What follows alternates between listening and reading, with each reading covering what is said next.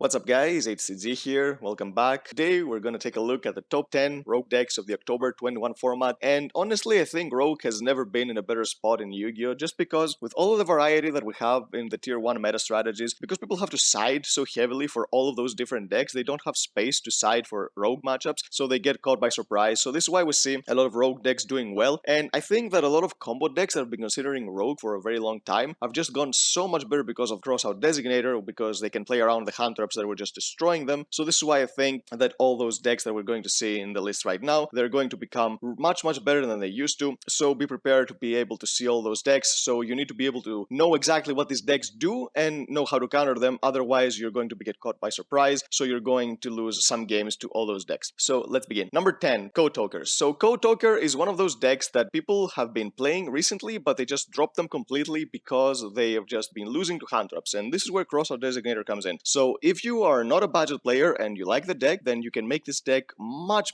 better than it's supposed to be because of a card like this, because this is one of those decks that loses to every single hand trap. One hand trap means that your play is going to stop. The deck was not resilient at all. The deck did not have all those extensions that it was requiring to do, at least not to be able to do the full play that it needs to do. So this is why Designator helps this deck a lot, and if you see it, then you're going to make those plays much better. The problem is that Code Talkers do not have that much space for hand traps, so if you want to play Designator, you just have to do the OCG style of deck building and play one-offs of pretty much everything that destroys you, which is pretty much everything. You're going to be playing one Ash, one Veiler, one Imperm, one Ibiru. So yeah, you're going to be able to do that if you want to see success with a deck like this, which is why I have it in the number 10. It requires you to build the deck a little bit weirdly, so in order to be able to play, so you're not going to have that much going second power, but still I think that the deck can work because of a card like this, because without Designator, I would not even consider putting this deck here anymore, because people dropped it completely and for a good reason, but now it might see a resurgence once again. Number 9, Plunder Patrol. Patrols did not get reprinted, which was a sad thing, because I know that a lot of fans of the deck that wanted to pick up the cards, but they were just super expensive, especially the Ultras. But I think they will get reprinted soon. They just have to. I mean, come on, Konami will do it. And this is why sets like Brothers of Legends and Eldorado are here for. We're going to see a lot more of those cards that did not get reprinted. The Megatins, we're going to see them there. So if you're planning to play this deck, don't be afraid. You're going to be able to pick them up really soon. And this deck is just a good deck. It has the tools to deal with anything. It's a deck like feels very similar to Altergeist. It starts very slow and then it amasses an insane amount of advantage that it feels very unfair to play against when it reaches that point, which is why I think this deck has the tools to deal with pretty much anything. All of those decks in the list pretty much have that, to be honest, but Plunders, they're just a deck that they feel really slow at first, which is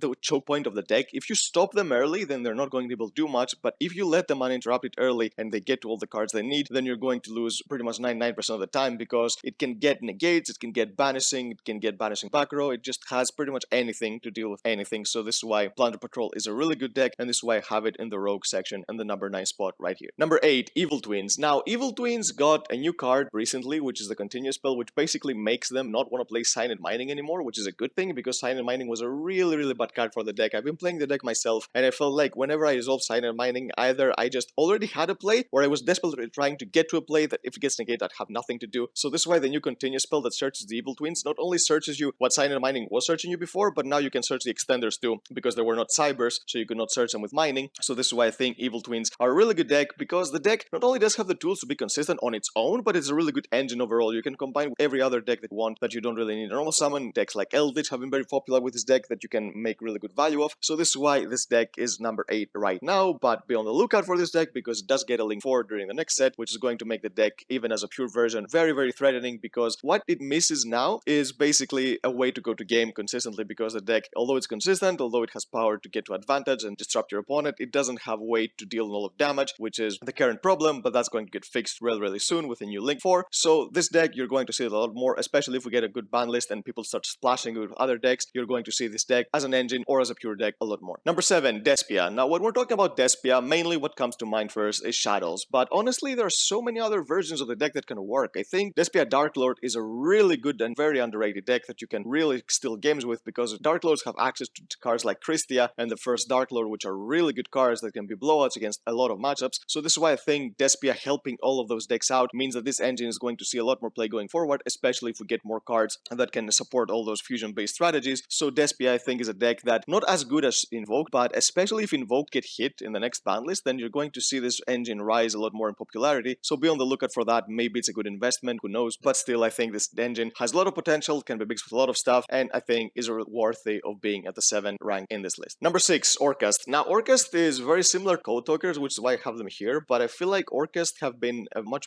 better performing deck than Code Talkers, just because maybe their ceiling is not as high, but I think Scrap Raptor makes the ceiling of the deck insanely high, even though it doesn't do something as flashy as an extra link with Ibli and Avramax with Salaman Great Sanctuary. I feel like Code Talkers do. I feel like Orcas, if they get rolling, if Crossout Designator, they can play around the hand traps that stop them, because you could just lose to a single hand trap with if you try and play the build with the Scrap Engine, which is basically the strongest version of the deck, but is not the most consistent version to play around interruptions. But with Designator going first, you can play around those interruptions, and then if Orcas do their thing, then they're going to amass so much advantage, so many interruptions coming from the counter trap, for effects from the graveyard, all those other effects that can do with the Scrap Engine, being able to go into Appaloosa and other stuff. I think Orcas can be a very threatening deck. The problem is that people have completely dropped it because it's not very consistent being able to play around interruptions. It's consistent in theory because it does have so many starters that can search your Scrap Raptor and your Recycler, but when you're playing against interruptions, one interruption can completely end you because the extenders you have are not that great, because they make you brick a lot more, because you need to be able to play a lot of cards in a deck like this, just because you need to play 2 fridges, you need to play all those other cards to make the combos higher, so this is why you don't have space for hand traps, you don't have space for a lot of extenders. But now Crossout Designator, like I said in the beginning of the video, fixes a lot of problems for a lot of those decks, so you're going to see me mentioning this card over and over again, just because a lot of those decks, while they were not very good before, now that they have the plays to interrupt hand traps when they try combo off, then I think that they're a lot better than before. Number 5, Sky Strikers. So Strikers are not as good as people were expecting them to be, and that's totally fine, but the deck, that doesn't mean that the deck is not good. The deck is really good, and honestly, just because that the deck is not as good as people thought means that there is a slight chance that a card like Multi-Roll might come back to 3 in the ban list, which I know that might sound crazy, but Engage coming back did sound crazy too, but actually it wasn't. So Multi-Roll coming back to 3 is not as crazy as you think, because it's a card that is not part of the engine. You're just going to use it only in pure Sky Strikers. It's not going to be splashable in any way possible, so this is why this would only help pure Sky Striker, and you've seen that the deck does need help, but we are expecting a new card just because of the announcement from the OCG, so let's wait for that first, and then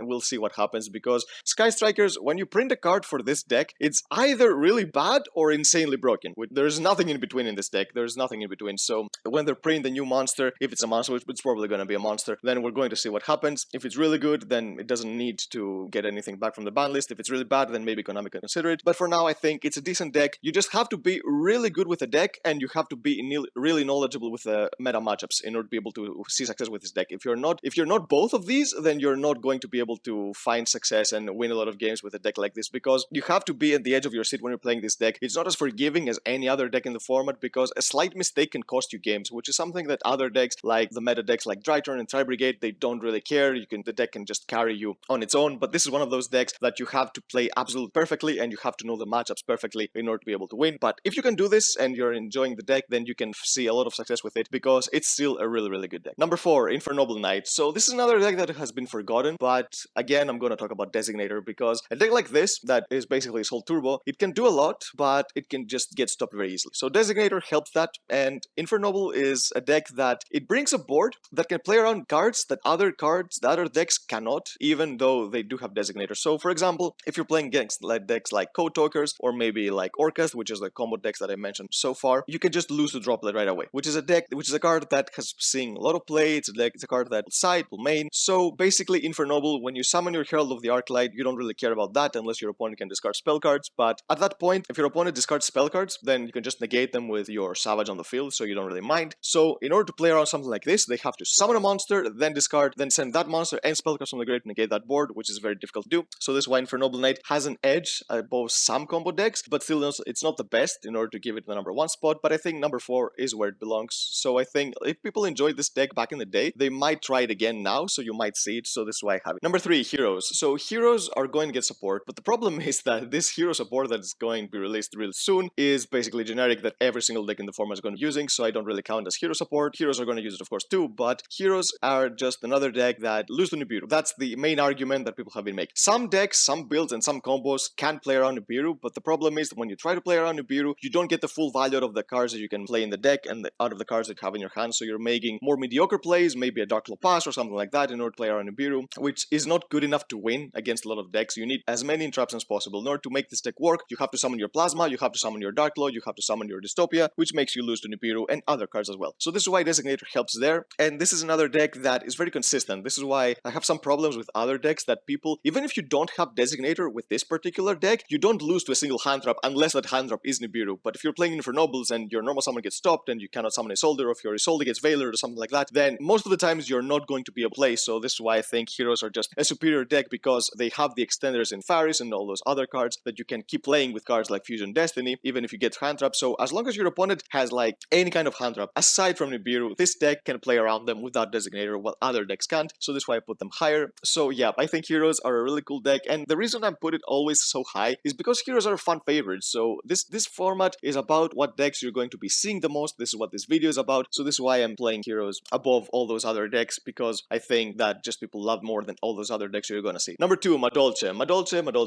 Another deck that people were reluctant to play during the old days, but now that they've seen that the deck can work, they've been playing it a lot more ever since, and with good reason. This deck can main deck stuff that just destroy the meta that no other deck can. So for cards like D-Shifter and cards like Gozen Match, which are really good in the current format, you can just main deck them and destroy your opponents for free with these cards, and the deck is really good on its own. It has tools to go first and going second, which I think is a really good aspect any type of deck you're looking for, because it does have searchable interruption, it has really good extends with the extra normal summons alone, and can OTK very easily and break boards with Tiramisu. So yeah, I think Madolche just pretty much has everything. The problem is that it doesn't excel in doing anything specific, it just does a lot of stuff in a decent spot. So this is why it's not a meta deck, but I think that people enjoy playing this deck. They can make it work in any type of format, not just this format. So this is why this deck is at number 2 here, because it's a deck that can pretty much steal games out of nowhere and do decent stuff because of all the flexibility of the cards it can play, just because of the certain effects that the archetype has. And number 1, Adignister. So Adignister is a deck that, very similar to Code Talkers, it was losing to hand traps, but the problem is that Adignister is not as fragile as Code Talkers, if that makes sense. So the reason being is that Adignister plays a really small engine that helps it go into one-card combos that help you end on a decent board. Towers is always a problem no matter what kind of format we're in, and when you combine with cards like the Adignister in the graveyard that negates, and with cards like Quantum to protect from attacks, which is basically that's a very weakness of all those towers types of monsters, they just lose to attack monsters with more attack points. So it basically has tools to deal with stuff that other decks can't, and the cool thing is that while doing so with one-card engines and one-card combos with a really small engine, it feels very similar to Zoo. So you're playing like a 15 to 20 card engine to do your thing, and then the rest of your deck can be whatever to counter the meta. So you can play traps, you can play hand traps. So even if you